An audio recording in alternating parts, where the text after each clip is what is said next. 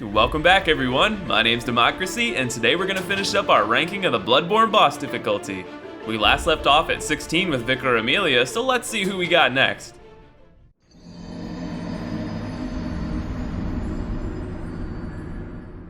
Well, the community is pretty divided on whether to love or hate this boss, and I suppose it's understandable. On one hand, the fight has really great lore behind it, it takes place in a beautiful arena, and the fight can be pretty fun if you get the right RNG. On the other hand, you've got a potato shooting crystal spit at you and throwing a tantrum, and then you've got a ton of YOLO spiders coming for your head. Now to take this potato down, you got two options. Take your time and kill all the spiders before annihilating Rom, or just do it! I'm in the kill all spiders camp, but I will hit Rom if I have a window in the third phase. If you decide to go straight for Rom, you gotta commit, cause otherwise you're gonna get overwhelmed by over 30 spiders in phase 3. A lot of this fight boils down to effectively controlling the camera. You gotta have eyes on any spiders around you and have a clear view of Rom. If you're too far out, get ready for the crystal spit. If you're too close, prepare for one of two AoE attacks. But if you're able to pick your shots and be patient, you'll eventually bake this potato and release the veil holding back the blood moon. Beasts all over the shop. You'll be one of them, sooner or later. So this is the boss that caused way too many players to abandon one of the best games I've ever played. I can't say I'm surprised because he is quite a tough fight for the early game. Not only that, but he's the type of boss like Amelia to force you to adapt to Bloodborne's fast and aggressive playstyle. If you play aggressively, you'll likely find the Gascoigne isn't quite as difficult as you think. He can be easily parried for solid damage, and it's not too hard to dodge at close range. You'll also benefit from effective use of the environment to block and give yourself time to heal. Honestly, once you've played the game once, Gascoigne becomes a lot easier, but I don't think many players will forget the first time Gascoigne descended into beasthood and tore you to shreds.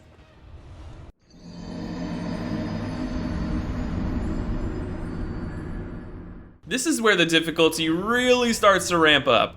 Just as with Paro, the Laurent camera beast is a DPS test. Unfortunately, this time around the boss is scaled for endgame and is much more punishing.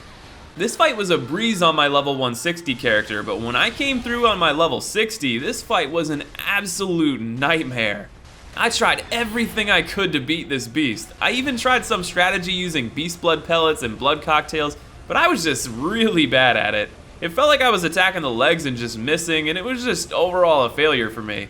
I can't really give that much advice here because this is probably my hardest fight in the game, but the rule of thumb is to stay under the beast and iframe through the AoE if you can, keep up the assault, and hopefully you'll knock the damn thing down. And I gotta say, this is the only boss in the game I don't remember getting a rush, like, yes, I conquered it, I beat it. It was more like, thank God this is over.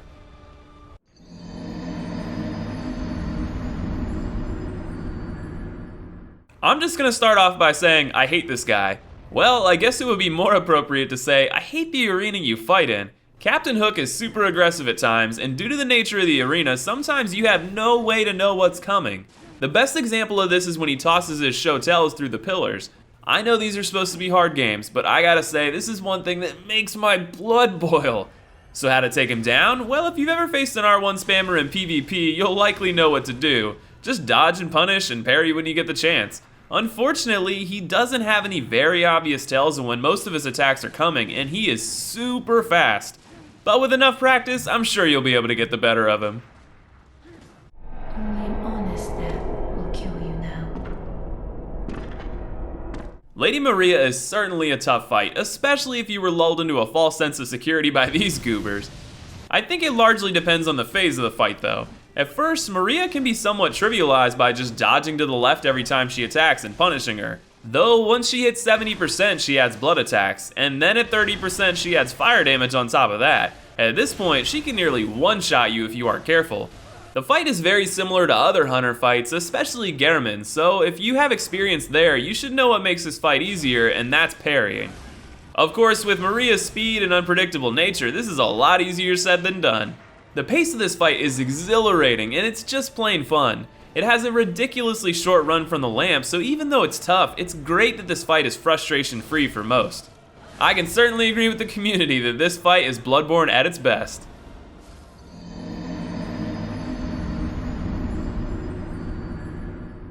This is the real guardian of the Platinum Trophy. The first time I got to this chalice, I thought this boss would be a pushover. In the lower Temeru, I beat him without much effort whatsoever, but this Headless model is much more deadly. First, he has absolutely insane reach. This one-punch move that he has reaches across probably the whole damn arena. Fortunately, it's easy to dodge. Now this damn slam, on the other hand, just look at that hitbox. I'm behind him, and I'm not even touching him, but it still catches me. I guess maybe it's because it's an earthquake, but I just have a hell of a time dodging that move. To slay the beast, you just need to dodge in, hit twice, and dodge out. But I am definitely guilty of being greedy here, and if you are too, be prepared to be killed in 1 or 2 hits. With enough perseverance and patience, however, I'm sure you'll be able to take him down eventually. You call me a beast? A beast? What would you know? What a beast. That's the first thing I can think of to say about this monster. He's like a mini camera beast in terms of speed and ferocity. He can close the gap on you in an instant. His combos are lightning fast, and it's really hard to determine when they're over. This makes finding windows to attack a serious challenge. If you aren't good at dodging, this boss will force you to get good at it. You can use poison knives and bone marrow ash weapons to make this fight a bit easier, but I think there's a serious thrill in going toe to toe with this guy, besting his harsh moveset with dodges and tearing into him at the right moment. Once you damage a limb, you can deal massive damage with each hit, and once you finally down the beast, your adrenaline will be firing on all cylinders.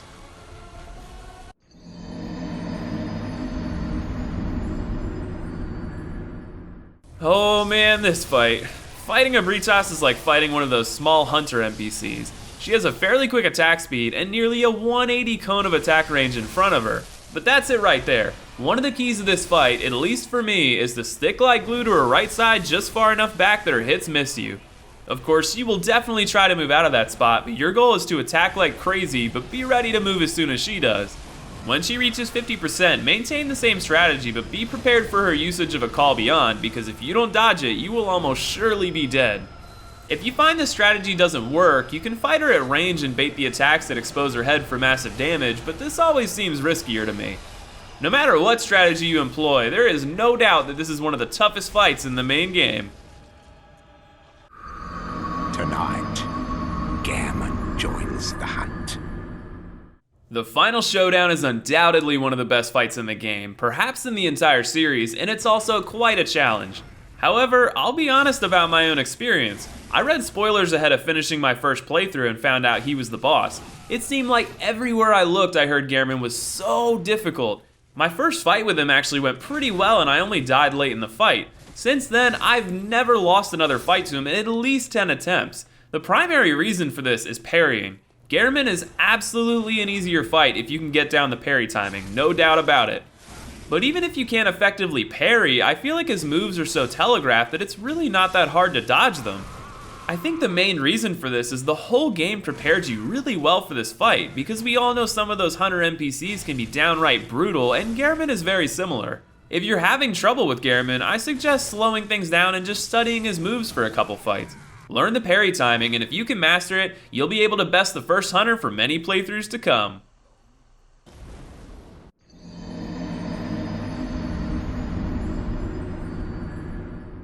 Oh, how times have changed. On my run to get footage for this video, I just wrecked Legarius over and over again, and it was super satisfying because this guy destroyed me in my first playthrough. I'm not sure what everyone's struggles were, but I can tell you my experience. I got to Legarius with the Hunter's Axe as my best weapon. Unfortunately, it just felt a little slow, and that tricked me into keeping my distance. This is a huge mistake, as Legarius will absolutely punish you with his magic. Once I finally got up in his face, things started to go a lot smoother. And then I realized you can parry him. Once I figured that out, he became a lot easier. My strategy for Legarius is as follows. Use a quick weapon and get into his face immediately upon entering the arena. Stick to his right side to avoid any skull explosions and attack aggressively. If he attacks with melee, parry him. If he slams his scythe in the ground, hit him a few times and then backstab. By the time he gets into phase 2, you should be well in control of the fight with him low on health. Stay aggressive and parry often as he melee attacks far more in this phase. Lastly, shoot the sword. Nothing will end a good fight faster than leaving the sword up and getting locked into one of his combos. I personally love this fight, and beating him around level 25 on a twink character to get the Shikage is one of my favorite moments in Bloodborne. If you're struggling, I'm sure you can succeed with just a little practice.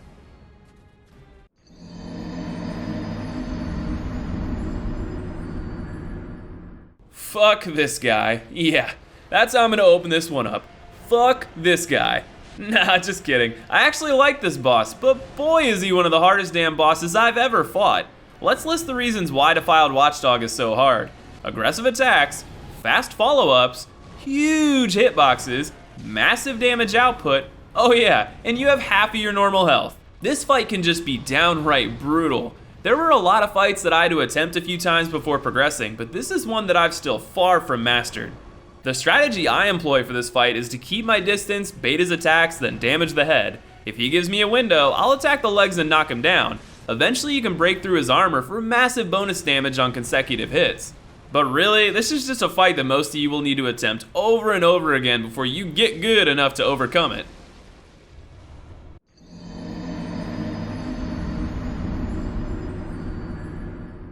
Of course, if you do manage to overcome the Watchdog, you've got amygdala waiting for you on the next floor. So what makes this amygdala so difficult, especially after the story version came in at number 20?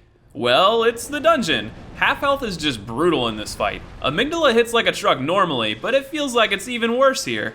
Many hits can be a one-shot, and if you mistime a dodge and take a counter hit, it's likely a one-shot no matter how much you have in vitality. To top it all off, this boss has a metric fuck ton of health, making this a battle of endurance, patience, and fortitude.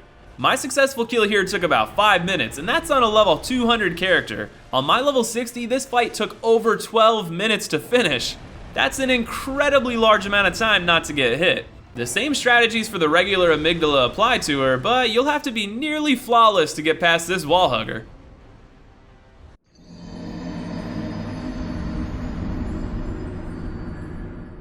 The first of the Nightmares DLC trio, Lawrence is seemingly a reskin of the Cleric Beast, a boss we clocked in at 28 out of 30. So what makes him so much harder? Well, what I said back then, I will say that I always thought the Cleric Beast might be a lot tougher if he was scaled for endgame. Holds true here. On top of that, he adds fire AoE to nearly all of his attacks. With that said, the same strategies apply here as before.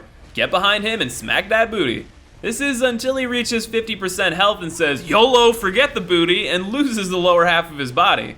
For the rest of the fight, he crawls around shitting and barfing lava all over the place and doing a damaging crawl that does absolutely crazy damage.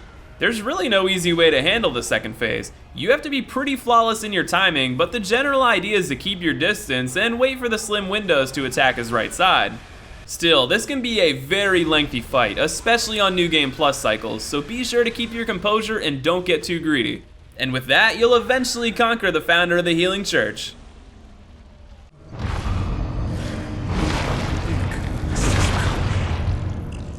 This was the perfect fight to introduce players to the brutality of the DLC bosses. As soon as the battle opens, you've got this mad horse monster charging you immediately. And let me just say, he does not let up.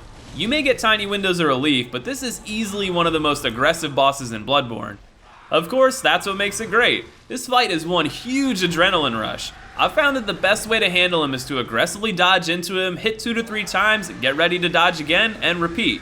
Like Parl, you'll always want to be pushing into Ludwig, which severely limits his moveset. Enough hits and you'll be able to stagger him.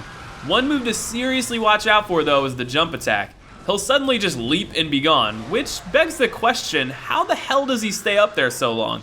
I have no idea because I'm way too afraid to look up there.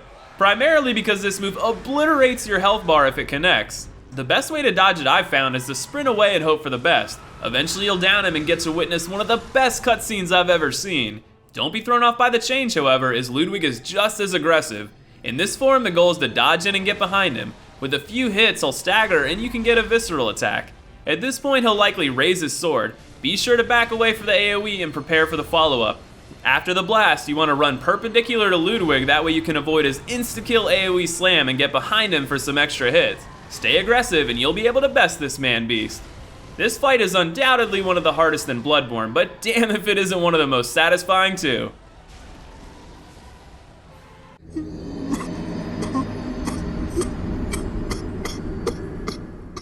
And finally we come to what the community voted as the hardest boss in Bloodborne. Orphan is without a doubt one of the most aggressive, if not the most aggressive boss in the entire Soulsborne series. I almost feel like FromSoft intentionally led you into a false sense of security with the beautiful expanse and the very non-aggressive tone at the beginning of the fight. Well, from the moment he snaps towards you, it's a nearly non-stop assault. I think it speaks volumes to the fact that Orphan can be parried, something that notoriously makes bosses in the series easier, and yet he's still considered the hardest boss. In fact, I should mention by the metrics I use, his rated average was so high that his actual final rank was 10.53 out of 10. The boss went over the damn limit. His first phase is hard, but it isn't the worst. He's pretty aggressive, but his moves can be dodged with careful attention to his tells and timing. The challenge comes in that many of his moves have little to no windup and they look pretty similar. Once you make it to 50% though, the real fight begins. He decides to two-hand his shrimp and just goes ham. This damn shrimp man goes absolutely batshit and starts jumping around the arena in seconds, spewing shrimp acid all over the place, calling in lightning strikes, all while slamming his weapon all over where you're standing. There are very, very few moments of reprieve, and you will absolutely need to be on your A game to best this boss. But if you manage to pull it off, you should feel incredibly accomplished knowing you beat the toughest boss in Bloodborne. Well everyone, I hope you enjoyed ranking all these bosses with me. Bloodborne is an incredible game with some of the best bosses I've ever fought. It was a blast to rank them all, and I look forward to taking on Dark Souls 2 bosses with you next. The link for the Dark Souls 2 survey is in the description below. If you're enjoying the series, be sure to subscribe for all the latest updates. I want to thank you all for watching, and I'll see you in the next video.